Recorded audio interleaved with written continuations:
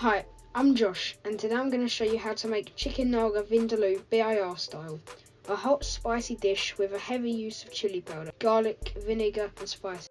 A full list of the ingredients for the dish can be found in the description below. Before I begin, please take a second to subscribe, like the video and click that notification bell. Thanks. To begin, add around 3 tablespoons of oil to a pan on low to medium heat, and then 1 star anise, a bay leaf and around 4 chopped Kashmiri chillies. Fry for 30 to 60 seconds, stirring occasionally until they become aromatic and bubbles start to form around the hard spices. Add in small, finely chopped onion, stir through and fry gently for a few minutes until they begin to soften.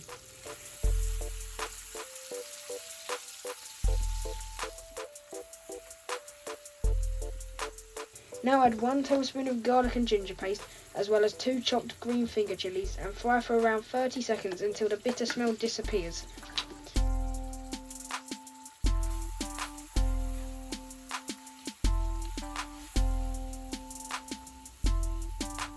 Add in 2 tablespoons of tomato puree watered down with around 6 tablespoons of water so it blends easily, then mix thoroughly.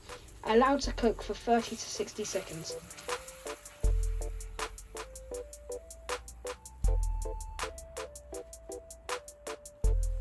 Turn up the heat to medium and add 3 to 4 teaspoons of chilli powder, 1 tablespoon of Kashmiri chilli powder,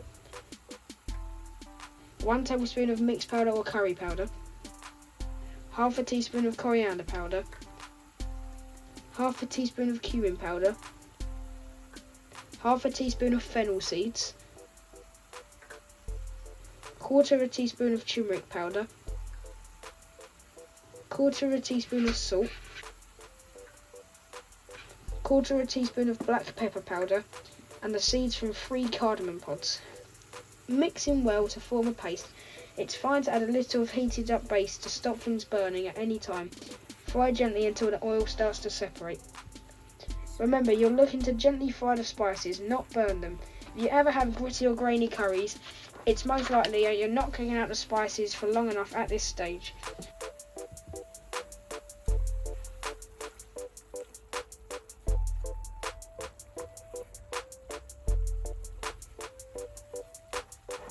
Once the oil and the spices separate, turn up the heat and add around 125 milliliters of heated base. Mix well and allow to reduce by half. Once reduced, add the remaining 125 milliliters and stir through well and simmer, allowing to reduce slightly again.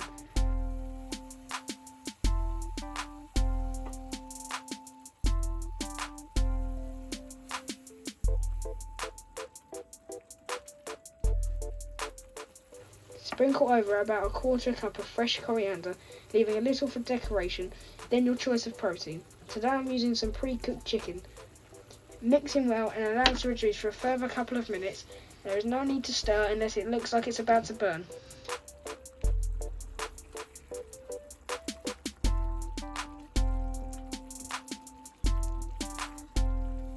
Add a couple of tomato slices and half a teaspoon of sugar. Stir through well, ensuring that the meat is covered in the sauce to prevent it drying out, and allow to reduce for a couple of minutes.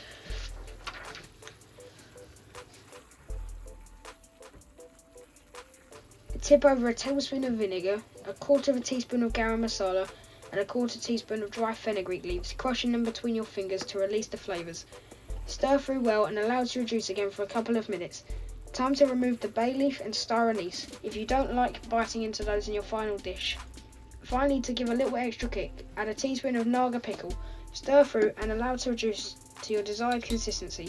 There is no need to stir unless the sauce looks like it's about to burn. When the oil separates, it's normally a good sign it's ready. Sprinkle with the remaining coriander and serve. Please remember to subscribe, like, hit the notification bell, comment and check out this and many more recipes on my website at thecurrykid.co.uk.